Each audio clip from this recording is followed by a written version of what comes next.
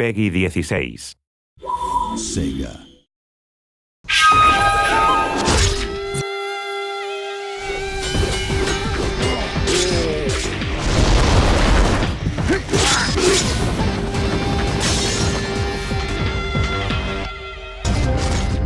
Shinobi is very fundamentally a side-scrolling action game, even from the very original incarnation in the arcade. We wanted to preserve the core combat elements that made the first game so popular. So the strong melee combat system up close, and then the ranged throwing stars, or in our case throwing knives, to balance out sort of that melee combat. I think if you mention Shinobi to anyone on the street, like, have you played this game?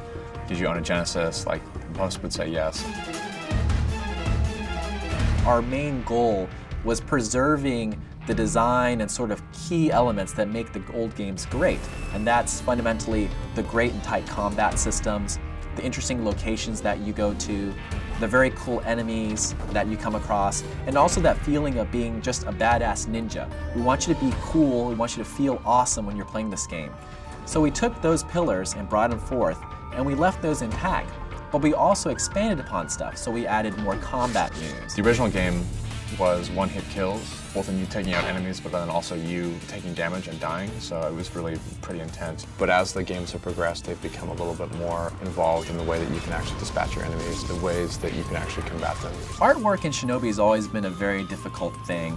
The series has sort of progressed to a very interesting art style. We wanted to keep fundamentally the 2D kind of feel of the classic Genesis games of Shinobi, but we also wanted to modernize it and give it personality for today's sort of audience. We continue that process all the way to the end, from the cinematics to the design of the characters, the storyline, because we really want to make sure that we preserve what makes Shinobi special to Sega of Japan and also the Shinobi fans, but also do our little piece to expand the storyline and introduce new characters and bosses and enemies that can really grow the franchise as a whole.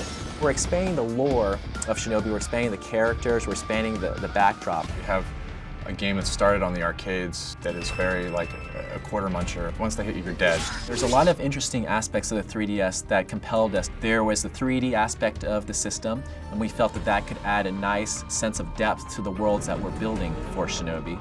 And then you have the touch controls, you have the gyroscope, and being able to add those new gameplay mechanics into the classic sort of action in Shinobi was another compelling feature. This game is Shinobi. I mean, we had a really passionate development team. We had the support of Sega of Japan the whole way through and the whole IP holders. So it is a Shinobi title. It may have been developed by a Western studio, but we took what was great about the old Shinobi titles and we made them better.